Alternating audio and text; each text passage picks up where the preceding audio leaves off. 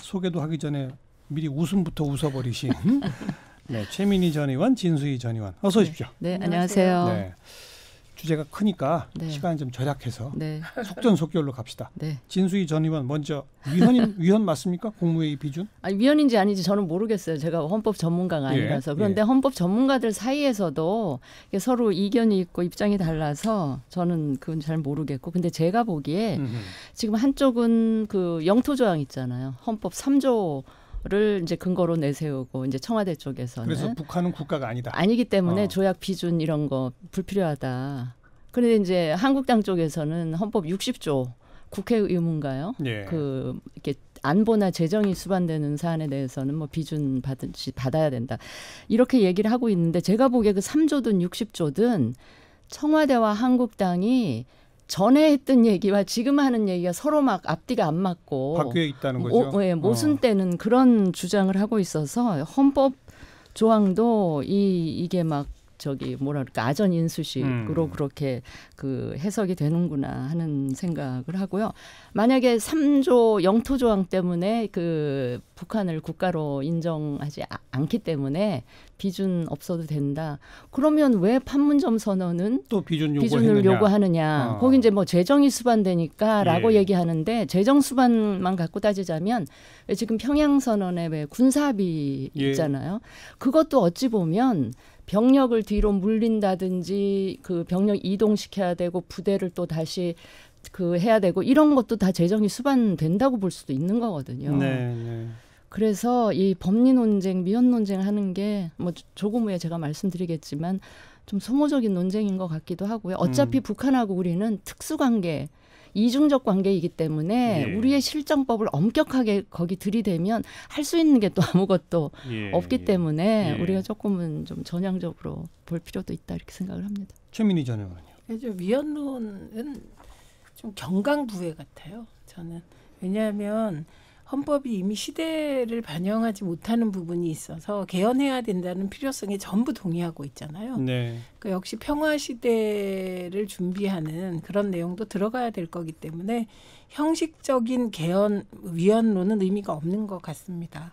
그리고 1992년에 노태우 대통령이 남북 기본 합의서 그때 이제 이게 대통령의 결재로 그냥 비준돼서 그게 발효됐거든요. 근데 거기에 보면 말씀하셨듯이 남북관계는 특수관계로 규정이 되어 있습니다. 근데 어떤 특수관계냐? 통일로 나아가는 과정상에 있다 이런 거거든요. 그래서 만약에 법적 형식을 따지면 국가보안법하고 남북관계 발전법은 배치되는 거죠. 둘이 모순이라 어떻게든 해야 되는데 동시에 존재하고 있는 게 그 특수성인 것 같습니다. 그리고 김의겸 대변인의 말은 되게 원론적인 말이라고 저는 받아들였는데요. 이유는 그렇게 특수관계이기 때문에 사실상 조약이나 비준 이런 게 북한과의 관계에서 안 맞을 수 있다. 그러나 이게 남북 간의 평화적 진전이 정부 차원의 일이 아니라 국가적인 일이 되기 위해서 비준을 요청을 했는데 그게 계속 안 되고 있고 또 남북관계는 발전시켜 가야 하니 이번에는 손학규 대표님 권고대로. 그런데 이제 그 대목에서 손학규 보는 대표와 김관영 원내대표 바른미래당의 입장은 원천적으로 판문점 선언부터 이번에 평양 선언하고 그 군사 합의뿐이 아니라 그것에 모태라고 할 수 있는 판문점 선언부터 국회 비준 요청하지 말고 그냥 정부가 비준해라 라는 입장이었단 말이에요. 근데 그 입장에 의하면 아니 그럼 세 가지를 다 가져가서 그냥 하든지 하나는 국회에 비준 요청해놓고 나머지는 또 안 하고 이거 좀 앞뒤가 안 맞는 거 아니냐라는 지적에 대해서 어떻게 생각하세요? 최민희 전 의원. 그게 그 두 개를 놓고 보면 이제 왜 그러냐 이렇게 할 수 있죠. 그런데 판문점 선언은 비준할 수가 없어요. 왜냐하면 이미 국회에 비준 동의관이 가 있습니다. 그래서 형식적으로 어떻게 할 수가 없고. 동의안 철회하면 안 돼요? 그 동의안 철회가 또 논란이 될 테니까요. 그런가요? 그래서 그 이번에 분리된 것은 그냥 형식적으로 동의안이 가 있기 때문에 그건 어쩔 수가 없고 논의해 주길 기대하고 그리고 이번 건은 손학규 대표님의 제안이 과거에 전 되게 합리적이라고 생각해요. 남북관계는 계속 어쨌든 논의는 해가야 되지 않겠느냐. 어차피 그 재정이 투입되는 부분은 국회에서 심의받고 그 예산 따로따로 하면 된다. 따로따로 해가야 되거든요. 그래서 내용상으로는 동의하나 국회 지형을 고려할 때 비준이 어려우니 정부 차원에서 비준하고 나갈 수 있는 데까지 나가봐라. 저는 그건 되게 합리적이라고 느꼈어요. 진수희 씨는 어떻게 저는 보세요? 이 사안과 관련해서 제가 정말 드리고 싶은 말씀은 지금 이제 남북 관계는 진전이 되고 있는 과정인데 남북 사이의 거리보다 이 남남 간의 예. 갈등과 거리가 너무나 더 벌어지고 있다는 게 제가 예. 굉장히 우려하는 부분인데 그래서 예. 어차피 남북 관계는 특수관계고 뭐 그 말씀을 제가 드렸는데 제가 제 나름의 충정으로 청와대 문 대통령과 한국당 쪽 양쪽에 드리고 싶은 말씀은 예. 일단 문 대통령 그 굉장히 절절함 이번에 어렵사리 맞이한 요 기회를 어떻게든 좀 살려서 좀 되돌릴 수 없는 수준까지 끌고 가고 싶다는 저 그 진정성은 충분히 공감도 하고 이해도 하는데 그럴수록 지금 보면 약간 조급하다는 느낌이 있는데요. 네. 그럴수록 좀 돌아가라는 말이 있듯이 야당도 좀 충분히 설득을 하고 제가 이번에 유럽 갔다 오시는 걸 보면서 유럽의 그 살인적인 일정을 통해서 유럽의 주요한 정치 지도자들 다 만나셨더라고요. 예. 예. 그러면서 굉장히 그 지지 호소도 하고 그런 외국의 지도자들과의 소통하는 노력을 야당하고 왜 국내 야당 지도자들하고 안 하시나. 그다음에 김정은 위원장이나 북한에 대해서 갖는 그 이해심과 인내심과 포용력 이걸 왜 야당 지도자들한테는 발휘를 못 하시나. 네. 그래서 예. 이번 평양 선언권도 그렇고 보다 전에 이제 판문점 선언권도 그렇고 야당 지도자들 좀 불러서 직접 육성으로 예. 연전해서 예. 북한에서 당신이 보고 듣고 느낀 거를 직접 육성으로 좀 전하기도 하면서 사실 보수 야당들은요 수십 년 그 누적된 그 북한에 대한 불신이 아직 있거든요. 그게 있죠. 1년도 안 된 사이에 해소되리라고 기대하기는 좀 힘들잖아요. 그러니까 그런 야당들의 입장도 좀 듣고 해량해 가면서 천천히 아까 천천히라는 게 그렇게라도 소통할 수 있는 기회를 좀 많이 가지시라. 왜 외국이나 북한하고 갖는 그 인내심과 노력을 왜 우리 야당 지도자들하고 못하나. 요즘 보면 그 얘기에 대해서 이제 최민희 전 의원 답변 한번 들어보고 한국당에 대해서는 뭐라고 충고하고 싶으세요? 한국당에 대해서는 저는 그분들이 평생 야당할 거 아니라면 어차피 지금 변화하는 한반도 내외 이 정세 변화나 이런 거를 다 좀 고려해서 자신들이 수권 이게 정권을 인계받았을 때 이 남북관계를 어떻게 더 발전시켜 나갈 것인지에 대한 어떤 총론적인 비전과 그림과 방향성을 좀 내부 논의를 통해서 가진 다음에 그다음에 이제 아무리 남북관계가 중요해도 전혀 우리가 좀 양보할 수 없는 어떤 마지노선 같은 건 일단 정해놓은 다음에 그 나머지는 다 협조할 수 있는 건 협조하겠다. 이렇게 않느냐? 전향적이면서 좀 발전적인. 좋습니다. 그렇게 하면 이게 사사건건 반대한다는 인상을 주면서 이 평화 반평화 이 프레임에 말려들지 않지 않겠나 싶어서 안타까운 마음이 한국당에 있어요. 대한 그 충정 어린 말씀에 대해서는 답변을 들을 수가 없으니까 그냥 그 정도로 하고 대통령한테 조금 야당 설득 더 해야 되는 거 아니냐는 말에 대해서만 최민희 전 의원 짧게 한 말씀하고 다음으로 넘어갑시다. 그거는 이미 여야 당대표 청와대에 모셔서 국회 비준과 관련해서 대화를 나누겠다 이렇게 청와대가 얘기했습니다. 이미 받아들인 거라서 뭐 그 원론적으로 동의합니다. 비준하기 전에 좀 하셨더라면 좋았을 걸. 순서가 좀 바뀐 느낌이 그래서 그런데 너무 대통령한테만 부처님 가운데 토막이 되라고 하는 건 전 또 안 맞는 것 같고요. 이건 야당도 펠로우십을 제대로 발휘해야 되고 저는 한국당은 반대를 위한 반대라는 생각밖에 안 드는데요. 그래요. 민심도 사실 진수희 전 의원이 한 얘기와 좀 비슷한 부분들이 있어요. 자유한국당을 향해서는 좀 협조할 건 협조해야지. 특히 남북관계는 라는 지적이 있고 또 정부를 향해서는 아니 핵심은 그래도 북핵의 진짜 폐기에 대한 어떤 믿음인데 그 믿음이 보이면 자유한국당도 거부 못할 텐데 그때까지 조금 좀 기다리거나 참으면 좀 어때. 뭐 양쪽의 목소리가 같이 있거든요. 자, 어쨌든 이제 요건 그 정도로 하고요. 두 번째가 이 서울교통공사로부터 시작된 공공기관 취업 비리에 대한 국정조사. 이 국정조사 요구에는 지금 또 더불어민주당만 빠져 있습니다. 최민희 전 의원, 국정조사 하면 안 됩니까? 아니요, 저는 결국은 하게 될 거라고 봅니다. 근데 지금 상태가 시기가 아니라 문제다.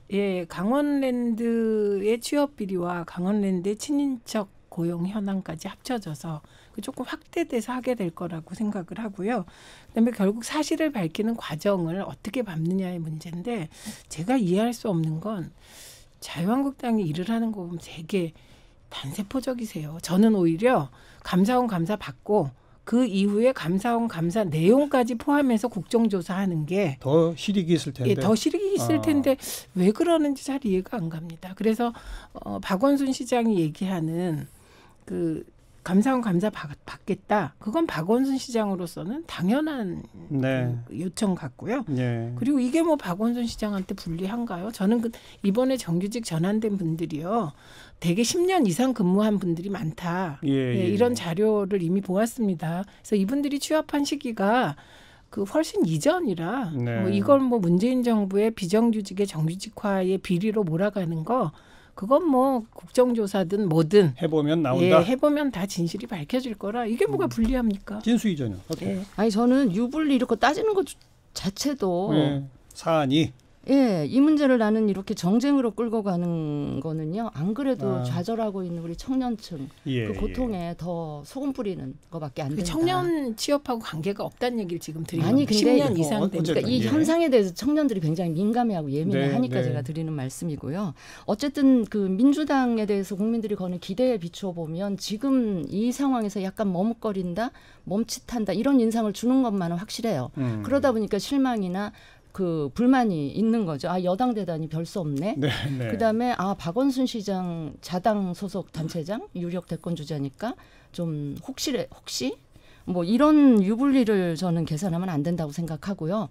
물론 시점을 잡고자 하는 입사 시점을 따지는 이유가 이거를 책임을 지난 시장한테 돌리려는 저는 그 비리가 언제 있었든지 간에 꼭 박원순 시장의 책임 여부에 그걸 넘어서 이 문제 자체를 저는 이번에 좀 탈탈 털고 그랬으면 좋겠다라는 사실 지금 생각을 하죠. 그냥 관용적으로 비리라는 단어를 붙입니다만 비리가 있었는지 없었는지 아직 확인된 바는 없는 상태이긴 해요.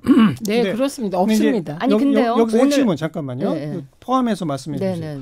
감사원 감사 후에 국정조사 하더라도 하자. 거기에 대해서 어떻게 보시는지까지 포함해서 말씀해 주세요. 저는요. 우리 저기 순서 얘기를 자꾸 하시는데 저는 무슨 생각을 하냐면 감사원 감사나 기재부가 이제 공공기관 전체적으로 한다. 이런 공식 기구에 의한 감사나 조사를 통해서 밝혀지기 어려운 그런 묘한 특성들이 있어. 이 문제에 관한 한. 그래서 오히려 내부자 고발이나 제보 등이 훨씬 더 의미 있는 사례들이 나타날 수도 있거든요. 그래서 바로 그런 부분들 때문에 야당이 포함되어 있는 국정조사가 이 사안에 관한 한 더 효과가 있을 수도 있고 더불어서 언론들이 저는 이 문제에 대해서 좀 많이 좀 에너지를 여기다 좀 집중시켰으면 좋겠다 하는 생각을 하고요.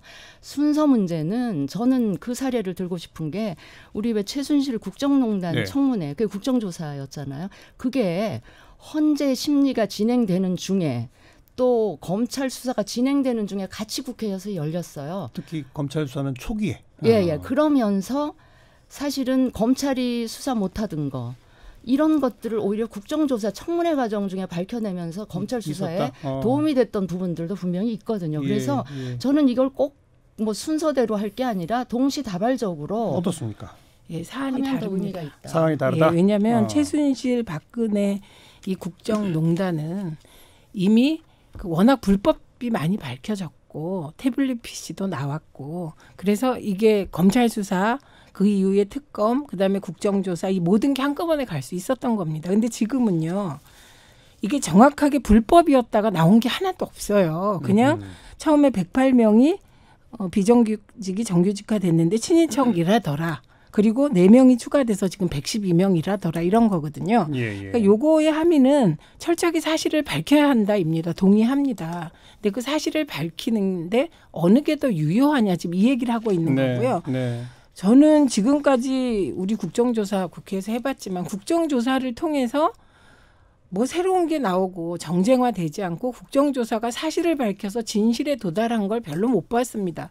최순실 박근혜 국정농단도 사실 국정조사에서 뭐가 확실히 뭐 다 밝혀진 거 아닙니다.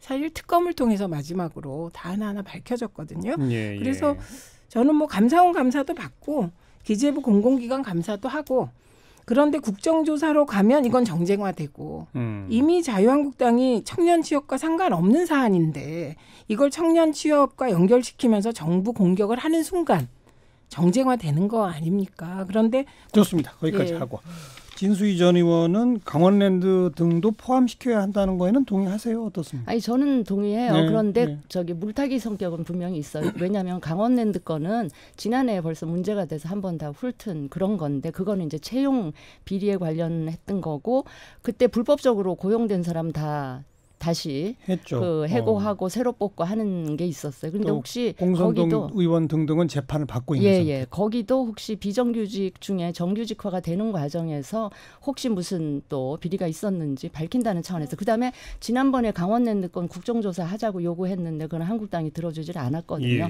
근데 이참에 그러면 그 부분까지 다 그 포함해서 저는 했으면 좋겠고요. 국정조사는 무조건 다 정쟁화한다 그러는데 뭐 야당이 갖고 있는 무기가 별로 없는데 그중에 이제 국정조사는 커다란 무기니까 저는 그렇게 이해를 해 주셔야 된다고 생각하고 지금 권익위나 기재부 차원에서 오늘 국회에 출석해서 권익위도 굉장히 단호하게 입장을 밝혔거든요. 그렇다는 거는 좀 이 사안을 심각하게 보고 있다는 반증이기도 하니까 아니, 아직 드러난 것이 없다 친인척, 아니 아직 드러난 거 없습니다. 불법이 드러난 거 없습니다. 됐습니다. 요 사안에 대해서는 정말 딱 차이가 하나입니다. 두 분 다 사안이 심각하다. 진실을 밝혀야 한다. 다 동의하시는 거고 다만 실효성을 거두기 위해서 지금 최민희 전 의원은 감사원 감사, 기재부 등등을 한 후에 하더라도 국정조사 대신에 진수희 전 의원은 국정조사도 역할이 분명히 있기 때문에 같이 하자. 차이는 그거 하나. 여기까지 합시다. 최민희 전 의원, 진수희 전 의원 수고하셨어요. 네, 감사합니다.